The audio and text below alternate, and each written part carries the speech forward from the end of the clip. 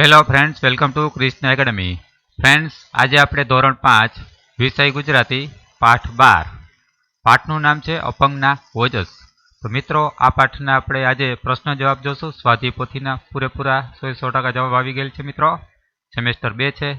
આની પહેલાંના પાઠ 8, 9, 10, 11 અને પુનરાવર્તન મુકાઈ ગયેલ છે. સ્વાધ્યાય પોથીના પ્રશ્ન જવાબ મિત્રો જોઈ લેશો કૃષ્ણ એકેડમીમાં. બરાબર મિત્રો, હવે આપણે આજે પાઠ 12 અપંગના ઓજસના પ્રશ્ન જવાબ જોશું. હવે નીચેના આપેલા વિકલ્પોમાંથી સાચો વિકલ્પ પસંદ કરો. તો આ આપણે શરૂ કરતા પહેલા મિત્રો, તમે આ કૃષ્ણા એકેડમીને સબસ્ક્રાઇબ અવશ્ય કરી લેજો. વિકલ્પ પહેલો, વોલ્ટરના અંતરમાં ઊંડે ઊંડે શું ચમકી રહ્યું હતું?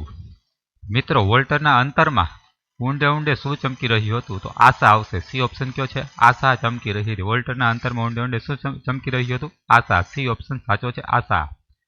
વિકલ્પ 2, વોલ્ટર કોને પોતાના શાંત મૂંગા દોસ્તો કહે છે? તો પોતાના પગને. ઓપ્શન એ સાચો છે.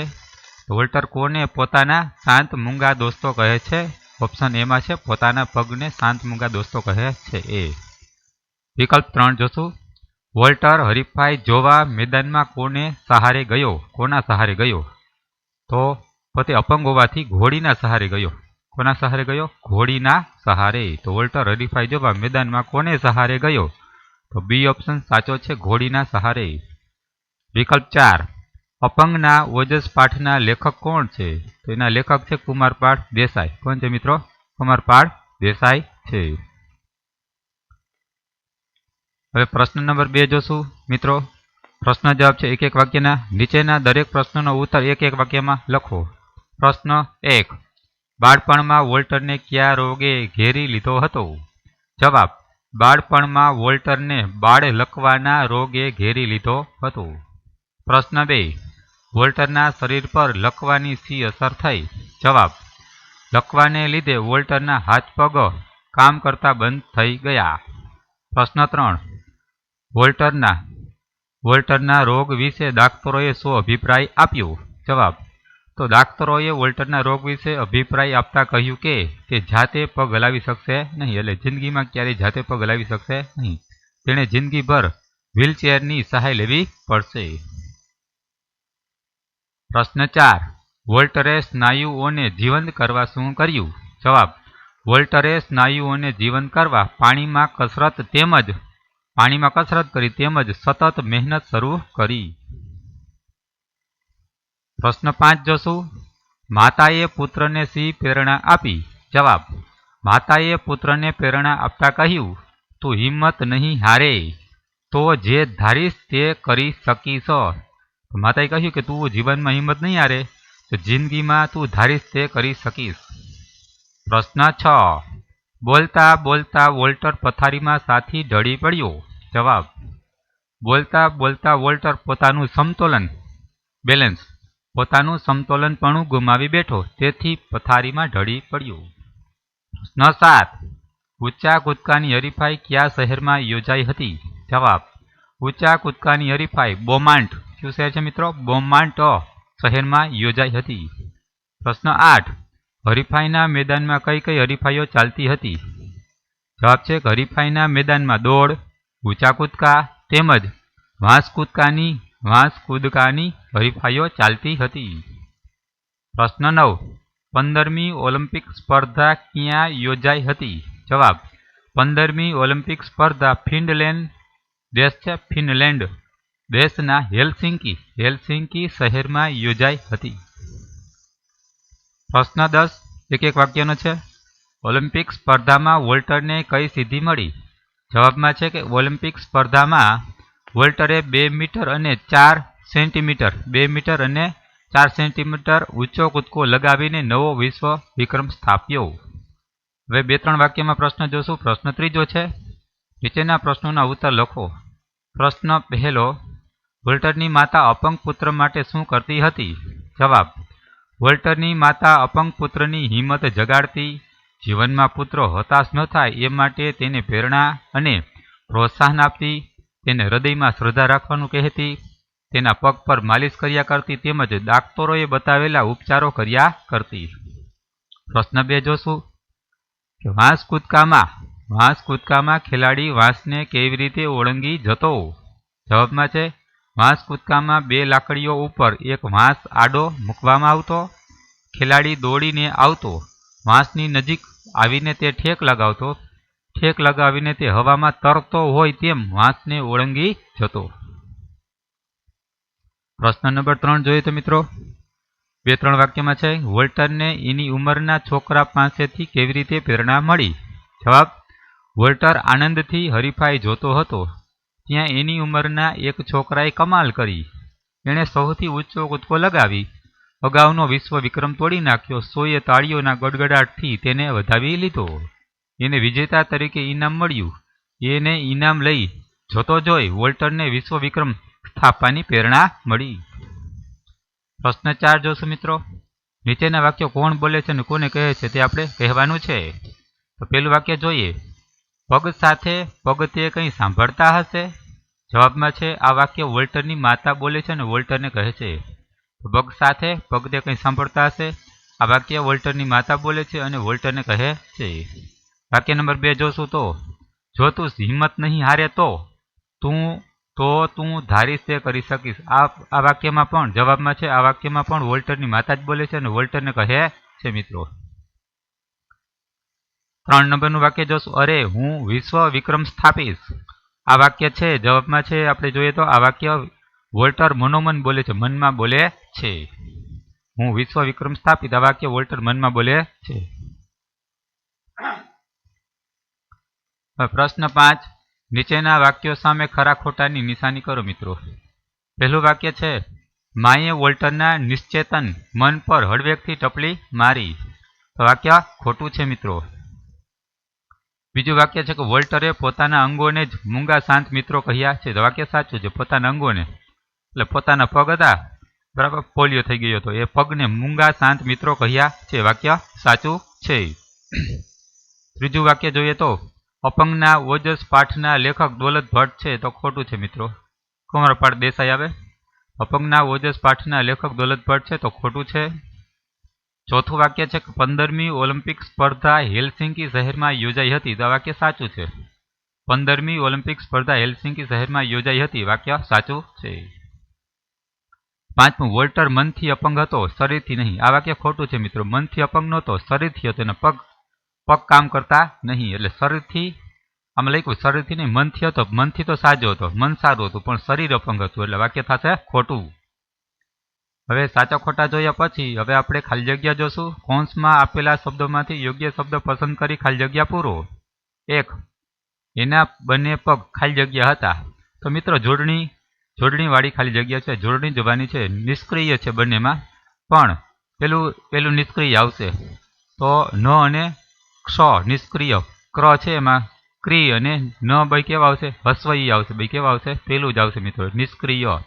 આ દીર્ઘઈ વાળું આવશે નહીં, પેલું નંબરનું નિષ્ક્રિય આવશે.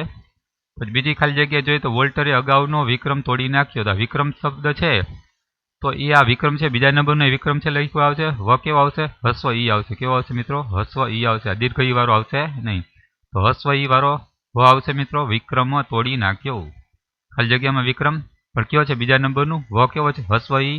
ત્રીજા નંબરની ખાલી જગ્યા જોઈએ તો વોલ્ટરનો નિર્ધાર અડગ હતો. તો નિર્ધાર ખાલી જગ્યા છે તો નિર્ધારમાં પણ આમાં બીજા નંબરની ઓપ્શન આવશે. ન કેવો આવશે? ન હસ્વ ઈ આવશે મિત્રો. કેવો આવશે? હસ્વ ઈ આવશે બરાબર. હસ્વ ઈ વાળું આવશે નિર્ધાર અડગ હતો.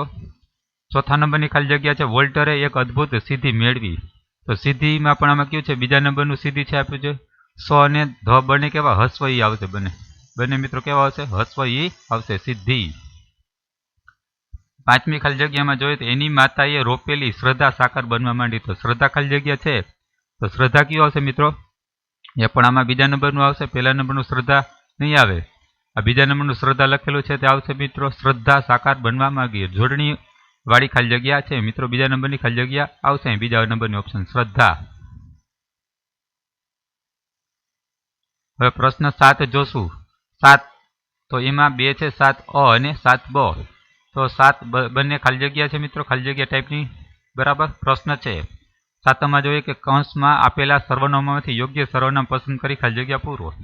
રોશન બરાબર, બ્રેકેટમાં આપેલા છે મારો અને તે. તો રોશન મારો ભાઈ છે, તો ભાઈ કેવો? મારો ભાઈ છે, તો પેલામાં મારો જ આવશે. પછી ખાલી જગ્યા વકીલ છે, તો ભાઈ છે એટલે કે તેમાં આવશે તે વકીલ છે. તો રોશન મારો ભાઈ છે અને તે વકીલ છે. તો લાલ અક્ષરે સાચી ખાલી જગ્યા પૂરેલી છે મિત્રો. આ બે ઓપ્શનમાંથી સિલેક્ટ કરવાનું છે.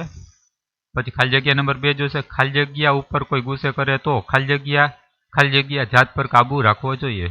તમારી, તમારા, તમારે છે આ ઓપ્શન, એમાંથી ખાલી જગ્યા પૂરવાની. તમારા ઉપર કોઈ ગુસ્સો કરે તો, તમારા ઉપર કોઈ ગુસ્સો કરે તો તમારે તમારી જાત પર કાબુ રાખવો જોઈએ. આ 3 ખાલી જગ્યા છે મિત્રો લાલ અક્ષરમાં.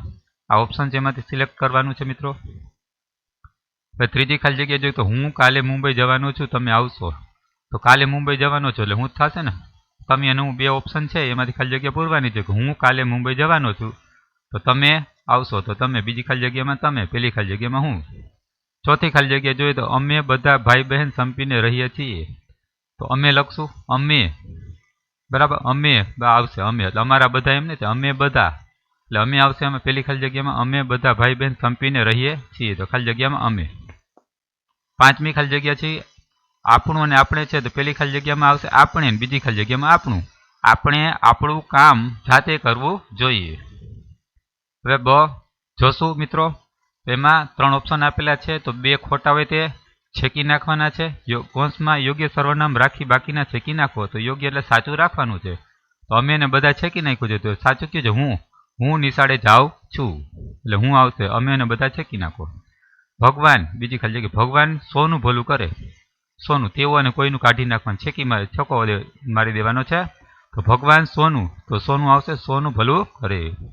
ત્રીજી ખાલી જગ્યા છે એણે અને એને, તો એણે કમરમાંથી પટ્ટો કાઢી નાખ્યો, તો એણે આવશે. હવે મિત્રો આપણે 8મા પ્રશ્નમાં સમાનાર્થી શબ્દ જોશું. સમાનાર્થ, મહેનત, તો તેનું સમાનાર્થી શબ્દ છે પુરુષાર્થ. મહેનત એટલે પુરુષાર્થ થાય સમાનાર્થી. બીજો છે શબ્દ કૂદકો, તો સમાનાર્થી શબ્દ છે છલાંગ. કૂદકો, છલાંગ. ત્રીજો શબ્દ છે સ્પર્ધા, તો તેનું સમાનાર્થી શબ્દ છે હરીફાઈ. શું થશે મિત્રો? સ્પર્ધા એટલે સમાનાર્થી શબ્દ હરીફાઈ થશે.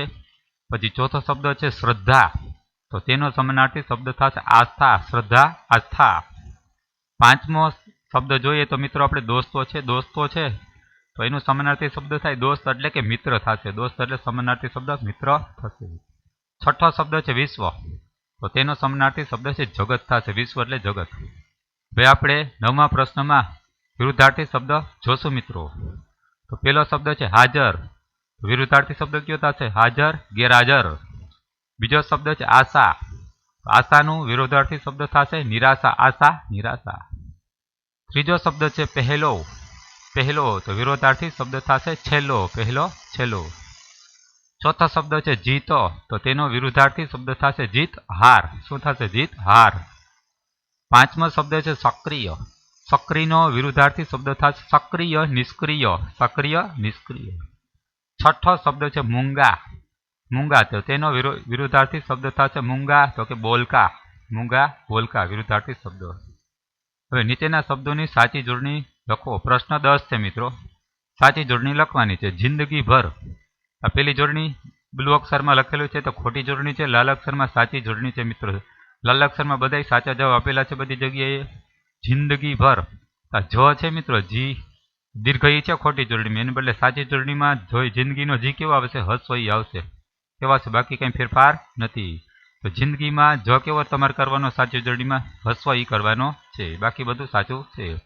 બીજી જોડણી જોઈએ શ્રદ્ધા, તો મિત્રો શ્રદ્ધામાં ધ ખોટી જોડણી છે બ્લુ, એમાં ધ અડધો બતાવે પણ સાદો ધ છે. આ રીતે શ્રદ્ધા લખી દેવાનું મિત્રો. શ્રદ્ધા જોડિયામાં આ રીતે લખી દેવાનું શ્રદ્ધા. સાચી જોડણી આ છે લાલ અક્ષરમાં. પછી ત્રીજી જોડણી છે હરીફાય, તો હરીફાઈમાં ખોટી જોડણી છે બ્લુમાં, તો ર કેવો છે? હસ્વ ઈ છે. તો સાચી જોડણીમાં ર કેવો કરવાનો છે મિત્રો? બરાબર, દીર્ઘ ઈ કરવાનો. કેવો કરવાનો છે? લાલ અક્ષરમાં સાચી છે. ર કેવો છે? હસ્વ ઈને બદલે તમારે કેવો કરવાનો છે? દીર્ઘ ઈ કરવાનો, એટલે સાચી જોડણી થાય મિત્રો હરીફાઈ. ચોથું છે જોડણીમાં સિદ્ધાંત છે, તો ઉપરની જેમ જ છે શ્રદ્ધા, એ રીતના સિદ્ધાંતમાં પણ કેવો છે? આ ધ અડધો છે પણ બીજો આ રીતે કરવાનો છે જોડી અક્ષર. સિદ્ધાંત આ રીતે લખવાનું છે સાચી જોડણીમાં, સિદ્ધાંત. 5મો છે અદ્ભુત, અદ્ભુત શબ્દ છે મિત્રો. અદ્ભુતમાં ભ કેવો છે? બરાબર દીર્ઘવું છે તે કાઢીને એને બદલે હસવું કરવાનો છે. ભ કેવું કરવાનું છે? હસવું કરવાનો છે. પર અદ્ભુત આ રીતે લખી દેવાનું છે. છઠ્ઠો શબ્દ છે સેન્ટીમીટર. સેન્ટીમીટર તો ખોટી જોડણીમાં ટ કેવો છે? દીર્ઘ ઈ છે. તો સાચી જોડણીમાં કેવું કરવાનું છે? ટ ને હસ્વ ઈ બનાવી દેવાનો છે. કેવો બનાવી દેવાનો છે? હસ્વ ઈ બનાવી દેવાનો. મ કેવો છે? દીર્ઘ ઈ લઈ લેવાનો છે. મ કેવો લઈ લેવાનો છે? દીર્ઘ ઈ લઈ લેવાનો છે. હવે આપણે જોશું 11મું. નીચેના શબ્દોને શબ્દકોશના ક્રમમાં ગોઠવો. સહેજ, સ્નાયુ, સ્પર્ધા, સક્રિય, સત્તા. તો પહેલો શબ્દ છે સક્રિય. તો સ ને સ. પહેલો, બીજો ને ત્રીજા નંબરમાં સ એકલો જ છે એટલે 3 માં સ છે. પછી સ પછી શું આવે છે? અહીં ક આવે છે એટલે સક્રિય આવશે. પછી ક પછી બરાબર બારાક્ષરી બોલીએ તો પછી સ પછી ત આવે. પછી છેલ્લે હ આવે. ક પછી બારાક્ષરીમાં ત આવે એટલે કે પેલા સક્રિય આવે. પછી સત્તા આવશે. તો પછી કકો બોલીએ તો હ આવે એટલે કે સક્રિય, સત્તા, સહેજ આવે. પછી અર્ધાક્ષર લેવાના સ્નાયુ સ્પર્ધા. તો અર્ધાક્ષરમાં પેલા સ્નાયુમાં પેલા ન આવશે નગારું ને પછી પતંગ આવશે. તો પેલા સ્નાયુ પછી બરાબર ન તો પેલા સો અડધો પછી આ નગારું પછી પતંગ એટલે સ્પર્ધા આવશે મિત્રો. આ રીતે આ શબ્દો બારાખડી પ્રમાણે અને બરાબર કકા બારાખડી પ્રમાણે ગોઠવવાના છે ક્રમમાં. તો મિત્રો આ રીતે અહીં આ પાઠ પૂરો થાય. પણ આ પાઠમાં સ્વાધ્યાય પોથીમાં પ્રવૃત્તિઓ છે તો પ્રવૃત્તિઓ પણ આપણે જોઈ લઈ. તો એક પેરેગ્રાફ આપેલો છે. લુઈ બ્રેલનો પેરેગ્રાફ આપેલો છે. આપણે પેરેગ્રાફ લખેલો નથી, ડાયરેક્ટ પ્રશ્ન જવાબ છે તે લખેલા છે. તો પહેલો પ્રશ્નમાં છે કે લુઈ બ્રેલના માનમાં નીચેના દેશોએ કયા સિક્કા બહાર પાડ્યા હતા? તો બેલ્જિયમ દેશ છે એને 2 યુરોનો સિક્કો બહાર પાડેલ છે. ઇટલી છે એને પણ 2 યુરોનો સિક્કો બહાર પાડેલ છે. ભારત છે તો 2 રૂપિયાનો સિક્કો બહાર પાડેલ છે. તો લુઈ બ્રેલના માનમાં ભારતે 2 રૂપિયાનો સિક્કો બહાર પાડેલ છે. યુએસ એટલે કે અમેરિકાએ $1નો સિક્કો પણ બહાર પાડેલ છે.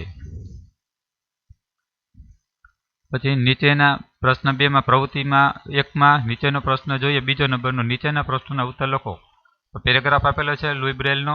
એના આધારે છે કે બ્રેલના પિતાનું નામ શું હતું? જવાબ, બ્રેલના પિતાનું નામ સિમોન રે હતું. બ્રેલના પિતાનું નામ સિમોન રે હતું. બીજો પ્રશ્ન છે બ્રેલના પિતાને શાની વર્કશોપ હતી? જવાબ, બ્રેલના પિતાને ઘોડાના જીન બનાવવાની વર્કશોપ હતી. પ્રશ્ન 3, પેરિસની અંધશાળામાં કઈ પદ્ધતિથી બારાખડી શીખવામાં આવતી? જવાબમાં છે કે પેરિસની અંધશાળામાં કોસ ડ ટ્વિગ પદ્ધતિથી બારાખડી શીખવામાં આવતી. કોસ ડ ટ્વિગ પદ્ધતિથી બારાખડી શીખવામાં આવતી. હવે મિત્રો હવે પ્રવૃત્તિ 2 છે. કઈ છે? પ્રવૃત્તિ 2 છે. બ્રેલ લિપિ વિશે 4-5 વાક્ય લખવાના છે. જવાબમાં છે કે બ્રેલ લિપિ લુઈ બ્રેલે શોધી હતી. કોને શોધી હતી? લુઈ બ્રેલે શોધી હતી. એમાં 43 સંકેત ચિહ્નો હતા. છે હજી અત્યારે હાલમાં 43 સંકેત ચિહ્નો છે. જગતની બધી જ ભાષામાં તે લિપિ ઉતારવામાં આવી છે. એના આધારે અંધજનો આંગળાના ટેરવાની મદદથી પુસ્તકો વાંચી શકે છે. એમાં સંયુક્ત સ્વરો તેમજ ઉચ્ચાર સંકેતોનો સરસ રીતે સમાવેશ થાય છે. હવે છેલ્લો પ્રશ્ન છે પ્રવૃત્તિનો 3જો કે નીચેના પેરેગ્રાફમાં યોગ્ય વિરામચિહ્ન કરવાના છે. મૂકી સ્વચ્છ અક્ષરે ફરીથી લખવાનો છે તમારી નોટબુકમાં. તો વોલ્ટરે કહ્યું, મેં એને કહ્યું કે તમે મૂંઝાશો નહીં. આ પેરેગ્રાફ છે મિત્રો. નીચે સાચો જવાબ લખેલો છે. વોલ્ટરે કહ્યું. તો કહ્યું પછી શું આવશે મિત્રો? નીચે અલ્પવિરામ આવશે. શું આવશે? અલ્પવિરામ આવશે. કહ્યું પછી આ બોલેલું વાક્ય હોય ઇન્વર્ટેડ કોમા આવે મિત્રો, અવતરણ ચિહ્નમાં આવે. અહીંયા કરેલું છે માં. તો માં પછી અલ્પવિરામ. મેં એને કહ્યું કે તમે મૂંઝાશો નહીં. તો નહીં પાછળ ફરીથી અલ્પવિરામ આવશે અહીંયા મિત્રો. સહેજે હિંમત હારશો નહીં. તો નહીં પછી ફરીથી એક અલ્પવિરામ કરવાનું છે. આજ ભલે તમે ચાલી શકતા ન હો, બરાબર ન હો તો હો પછી ફરીથી એક અલ્પવિરામ કરવાનું છે મિત્રો. પણ એક દિવસ આપણે જરૂર ઊંચામાં ઊંચા કૂદકા લગાવી શકશું. તો છેલ્લે ફૂલ સ્ટોપ કરવાનું છે. તો છે જ પણ છેલ્લે અવતરણ ચિહ્ન પૂરું કરવાનું છે મિત્રો. આવી રીતના સુધારા વધારા કરીને તમારો પેરેગ્રાફ ફરીથી લખવાનો છે. તો મિત્રો આ રીતે આપણો આ 12મો પાઠ છે અપંગના ઓજસ પૂરો થાય છે મિત્રો. જો તમને આ વિડીયો ગમે તો લાઈક કરશો, શેર કરશો. ક્રિષ્ના એકેડમીને સબસ્ક્રાઈબ અવશ્ય કરી લેજો. Okay, thank you.